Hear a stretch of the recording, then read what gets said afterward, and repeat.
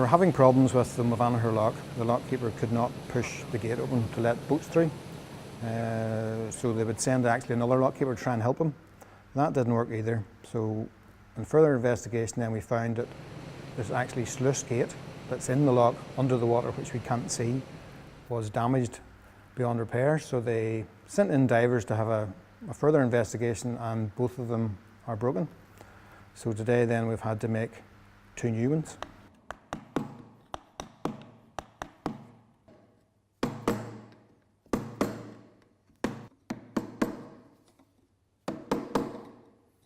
The sluice gate involves cutting timber. There's actually grooves in the timber, so we glue about 3 planks together, height-wise. There's a floating board at the top which slides in a track.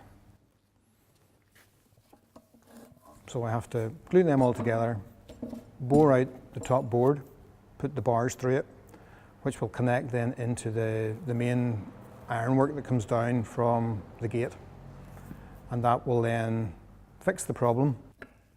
The quality of work in the old days when they made them was fantastic. I mean, they didn't have cranes or any of that sort of stuff to lift, to even construct.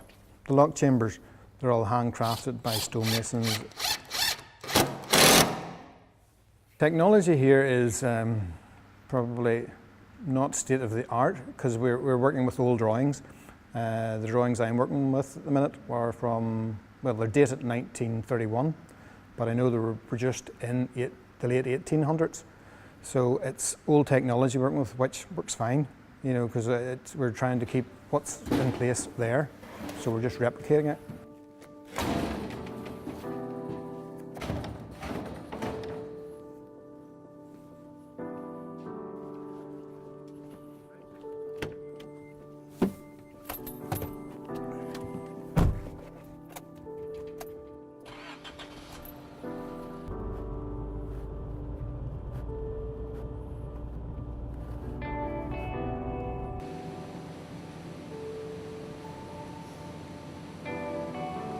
This is where we're going to replace the sluice gate that we were making earlier in Portna.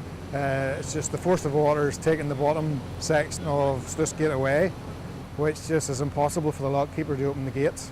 So this is the reason for all this today. At the end of each canal there is little channels which we put steel stop logs in, as we call them, to retain the water.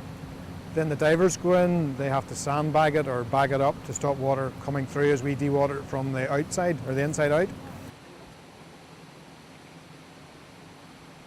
Then we have to get the pumps in, and that takes about 3 hours to dewater a chamber. So it's a slow process. The plan is we're going to actually do this either later on today or tomorrow morning, but it'll be done within the next day and a half anyway. Well, it's nice to work in this sort of environment because not many people get the opportunity to work on something as big as this, or something that's going to be there for years and years to come. The last set of gates that was lifted out were put in 1972, and they were only lifted out there about 2 months ago. So whatever I'm going to be working on now, it's going to be there for a long time, which is a nice thing to think about.